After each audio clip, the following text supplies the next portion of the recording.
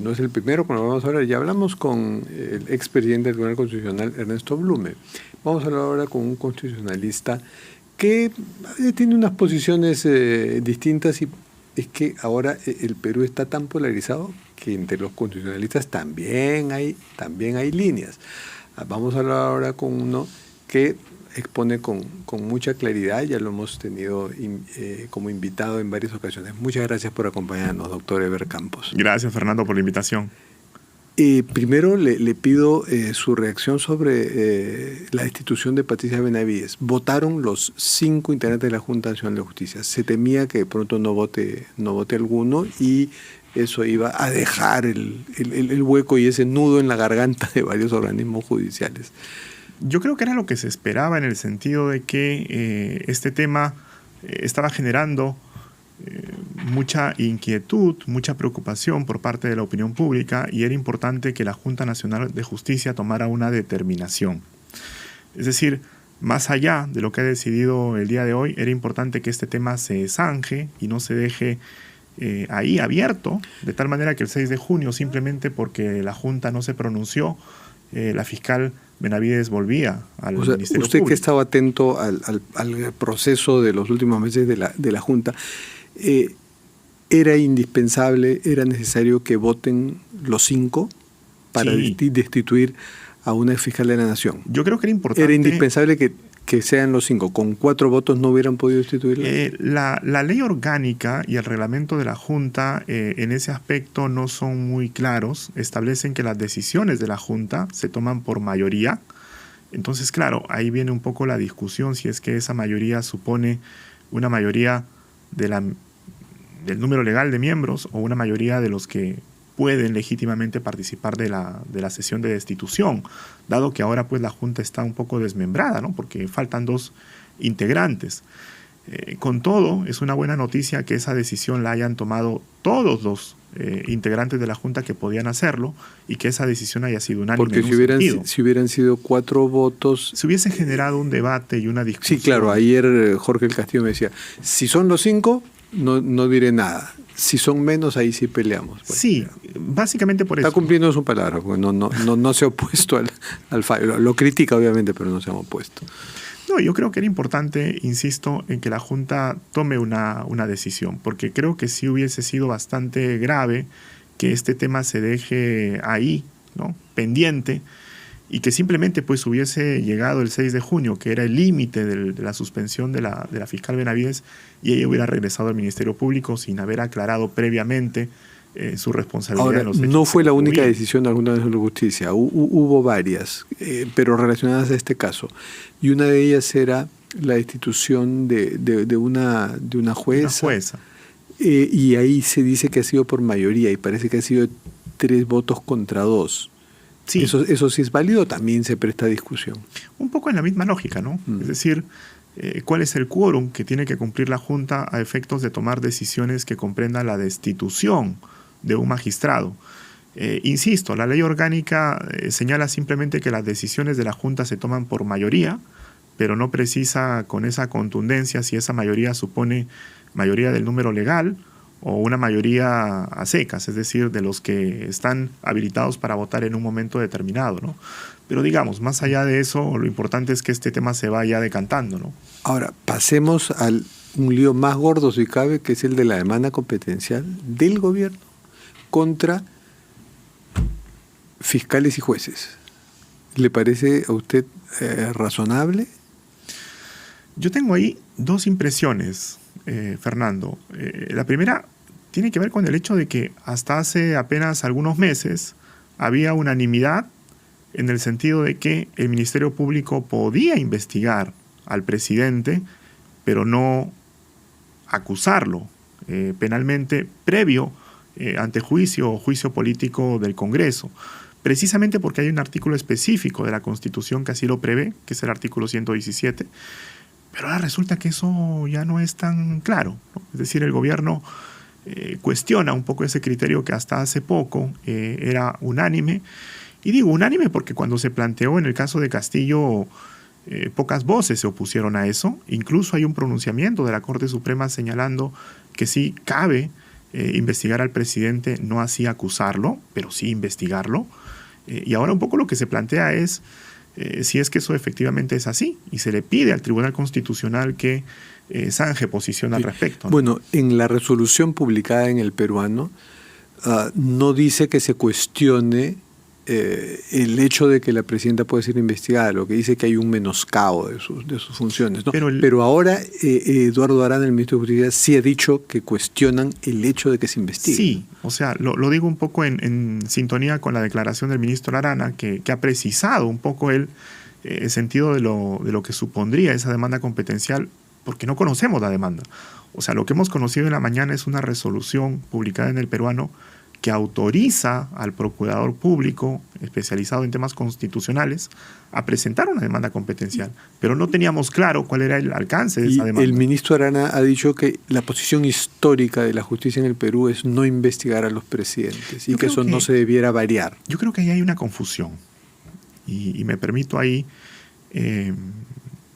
cuestionar un poquito ese criterio por una razón muy sencilla, Fernando. Si bien es cierto, en algún momento se puso en cuestión eso, en ningún momento se puso en cuestión que el Ministerio Público pudiera presentar denuncias constitucionales. El punto es que para que el Ministerio Público pueda denunciar constitucionalmente al presidente, tiene que aportar algún elemento de juicio. O sea, no puede presentar una denuncia constitucional con base en recortes periodísticos, con base en opiniones de políticos. Tiene que hacerlo con base en elementos de juicio. Y la única forma de que pueda obtenerlos es a través de una investigación preliminar previa. Una cosa diferente es que esa investigación trascienda esa etapa preliminar. Y eso naturalmente no se puede hacer si es que previamente el Congreso no lo autoriza.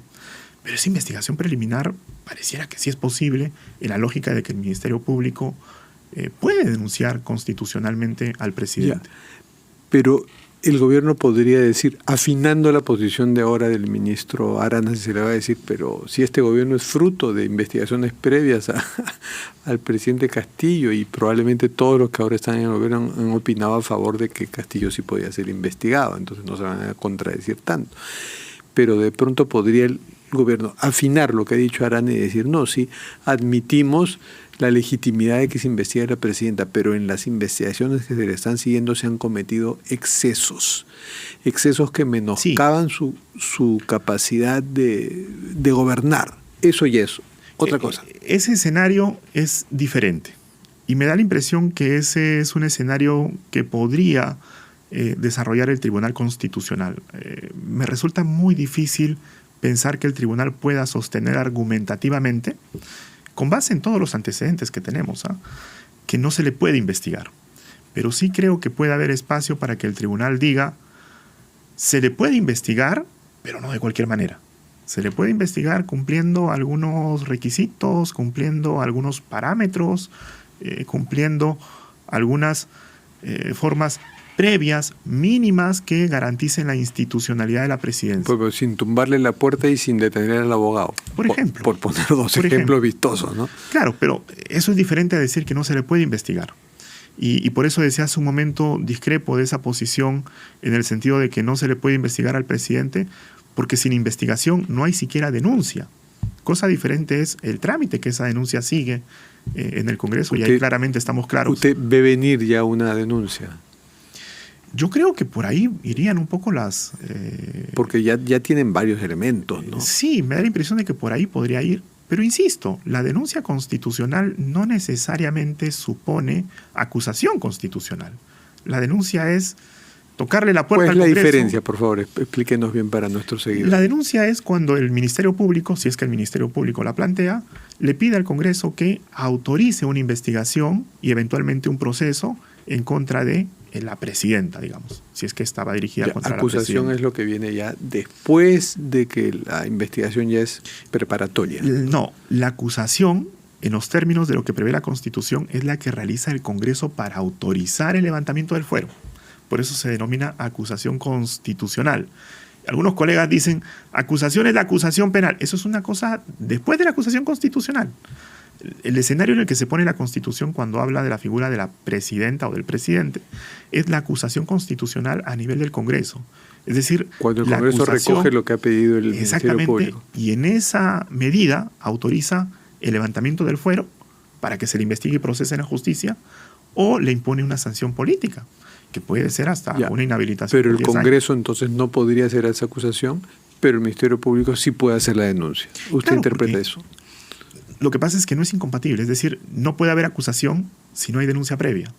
No sé si me dejo entender. Es decir, el Congreso no está en capacidad de acusar si es que antes no ha presentado a alguien una denuncia, porque la denuncia es el primer momento del trámite que se sigue en el Congreso. Lo que la Constitución dice es que no se puede acusar, no dice que no se pueda denunciar. Entonces, exactamente. El Ministerio Público sí puede hacer llegar la denuncia, ahora el Congreso ahí se quedará con la denuncia. De hecho, lo que históricamente ha sucedido es que cuando se presentan denuncias constitucionales contra el presidente... Que ya se han presentado. Durante su mandato, por motivos diferentes a los previstos en el 117, estas denuncias recién se tramitan cuando el presidente deja el cargo.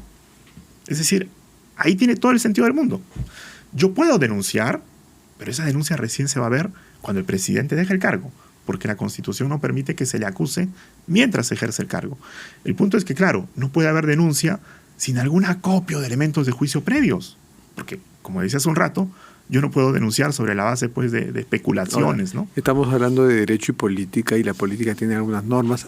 Hay alguien que tiene que gobernar con cierta tranquilidad, bueno, tampoco debe meterse pues en líos penales, ¿no? Pero ¿cuál es la reflexión del derecho desde que estamos desempolvando y usando por primera vez muchas armas jurídicas extremas, ¿no? Que si se usan todos, si se usa todo el arsenal, es casi imposible gobernar. Totalmente. Porque hasta el presidente inocente podría entrar en una investigación que menoscabe su capacidad de gobernar. Entonces, ¿cuál es la tendencia? No, yo estoy en la misma lectura, Fernando. Me parece que hemos llegado a un escenario en que estamos instrumentalizando las instituciones, estamos desnaturalizando en muchos casos las figuras de control constitucional, las armas políticas de contrapeso para fines políticos.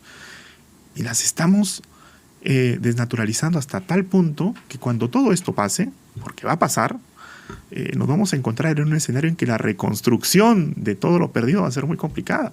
O sea, el Congreso ha aprobado un montón de normas que eventualmente van a tener un impacto a nivel del equilibrio de poderes.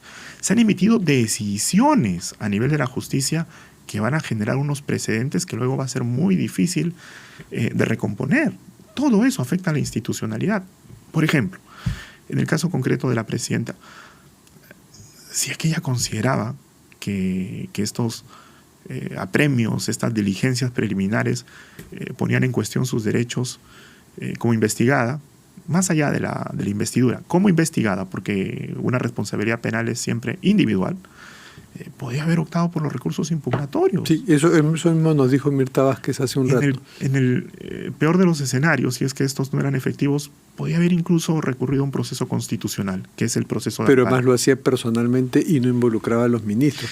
Y dígame, ¿los ministros incurren en algún compromiso posible penal por haber firmado la autorización para que salga esta resolución en el peruano? Porque la resolución dice, ¿no?, que se votó en el Consejo de Ministros.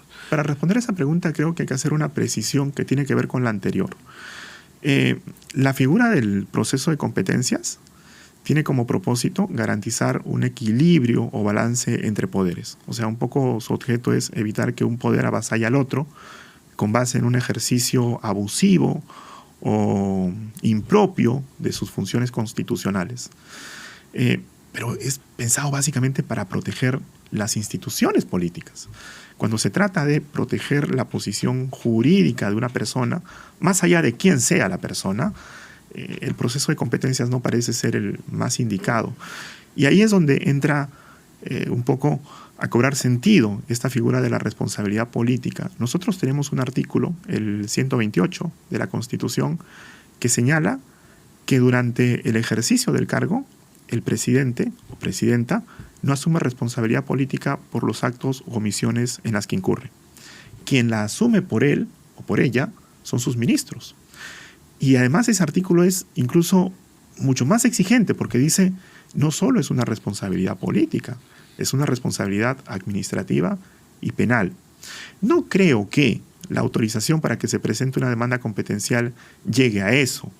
No es obstrucción de la justicia, porque la Fiscalía está con esa tesis, pero respecto a la resolución del Mininter que desarticuló el equipo de apoyo policial al FICOP. Eso es otra cosa. Se recurre a un proceso válido. El Poder Ejecutivo puede presentar una demanda de competencias. A quien le corresponde establecer si es que se ha planteado en términos adecuados es al Tribunal Constitucional. Por eso creo que ahí no hay un supuesto de responsabilidad administrativa, penal.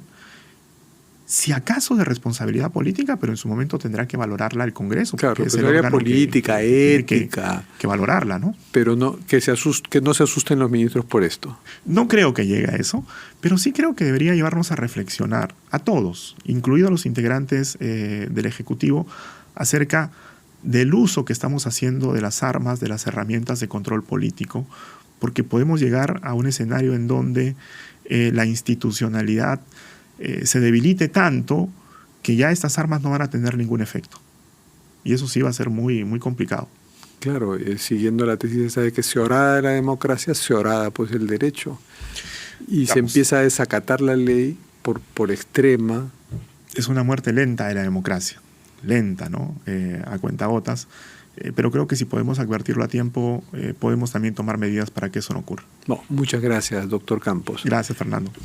Terminamos con nuestras cartas sobre la mesa. ¿Puede, por favor, escoger una? A ver. ¿Y puede leer lo que diga la carta? Sí, claro que sí. Estar en la universidad es una cosa de locos. Estar en la universidad es una fiesta de monos. Que no me escuchen mis alumnos. Del Grupo Río. Grupo Río. Muchas gracias, doctor Eber Campos. Gracias.